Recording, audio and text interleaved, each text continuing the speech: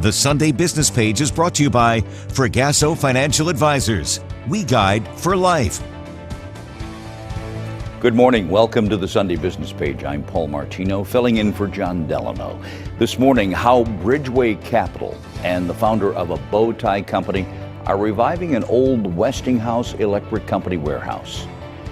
And Homewood Rushton, then how we're changing colors and logos of a university's sports uniforms and gear, how it can be big business. And we'll talk with the University of Pittsburgh's Deputy Director of Athletics, Christian Spears, about their new blue and yellow theme, and how a leadership initiative for minorities is bearing fruit for the entire community in Pittsburgh. It's all next, right here on the Sunday Business Page. This is the Sunday Business Page on KDKA-TV. And good morning. Thanks for spending part of your Sunday morning with us. Something quite remarkable happening in Homewood Rushton, in a warehouse on Susquehanna Street that once housed a foundry for Westinghouse Electric. You can be sure that the renovation of this structure, built in 1925, will bring economic development and opportunity to a community that is more than ready to embrace it. 7800 Susquehanna came about with the help of Bridgeway Capital, a nonprofit loan fund, state and local financial assistance, a federal grant, and the support of local foundations. Joining us this morning are Matt Madia, Chief Strategy and Development Officer for Bridgeway Capital, and Nisha Blackwell, a native of Homewood, founder of the Knotsland Bow Tie Company, located in the building. Welcome to both of you. Thanks for joining us this morning. Morning. Why no condos in this big warehouse? Isn't that what we're doing everywhere else in town? It is what we're doing everywhere else, and that's exactly why we bought the building in 2013. We saw what was happening in East Liberty. We saw the kind of development that was coming down the Penn Avenue corridor. This asset came on the market, and we said, boy, we got to make sure that the building can be something productive and inclusive for people in Homewood and can really be a beacon of opportunity for the neighborhood. And provide jobs. Correct, yeah. And some of those jobs are making bow ties, correct? Absolutely. Tell us about how this all came about and how you got in the building. Oh, wow. So our story is I am a Homewood native. I started a bow tie company in 2015. We kind of launched out of a startup accelerator, and we were growing out of the desk that we were given. And it came down to saying, okay, so how do we really grow this ethically and intentionally? And a friend of mine said, it'd be cool if you moved into this new building. They just opened. You should go check it out. And I was like, I'm not ready like that soon. And I went down, and it was the perfect fit. I mean, it was a walking distance from my home. And your neighborhood, yeah. Tell us about your bow ties. You brought a couple. Yeah, so we are Knotsland. We make all handmade bow ties out of repurposed and reclaimed fabrics and materials. We source and rescue those materials from in and around Pittsburgh, and even some outside of Pittsburgh now. The main part of our business is that we recruit and train women and teach them how to sew. And in turn, they take their materials home and sew from home, and they bring it back and get paid.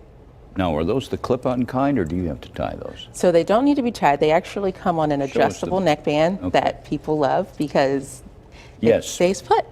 I like the bow tie, but I can't figure out how to tie them. So yeah, that would work for me. Yes, you're a customer. So, Matt, what impact have you had on the neighborhood with these businesses? How many jobs are in that building? We've got about 110 people coming to work there every day. There's 23 tenants in the building right now. And really job creation was the goal there, or is the goal for the building. So we're working with businesses that have employment opportunities that are ready to grow and that can provide jobs for folks that maybe don't have the highest level of education or the highest level of skills. So this was started with a lot of grant money, startup money, startup funds. Is it sustaining itself now? It is. We're breaking even at least on a cash flow basis. It does need a lot of subsidy to happen. It was a rundown building. It took more than $10 million to date to get it renovated, but it's working, and it's a model I think that's replicable. Did you have trouble from other local developers who had their sights set on something else in that building?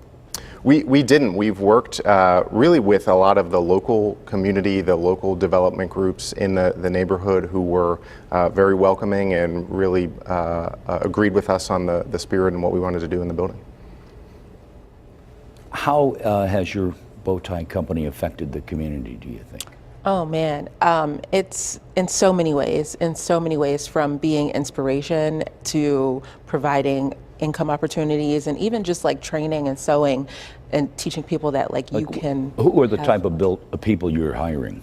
So we hire all kind of people. Like everyone wants to sew, so it really comes down to everyone. I mean, the idea is to create opportunities not just for working, but like if you want to become an entrepreneur yourself. So it's usually the conversation starts like, okay, I see that you have a business. I see you're growing a business. How do I become a part of this and help you grow your business so that I can kind of like almost like an apprentice kind of thing. We've had a lot of those relationships that have come out of the space in the building. That's pretty fantastic. The other businesses have similar stories? Yeah, many of them do.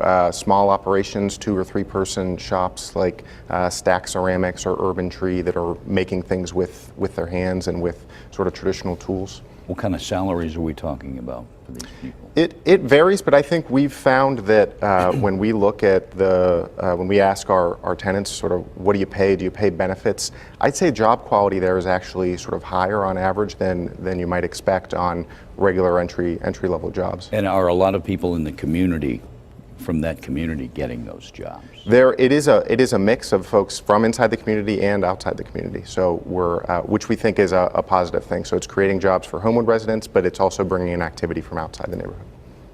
How can you grow the bow tie business? Are you online? Are you?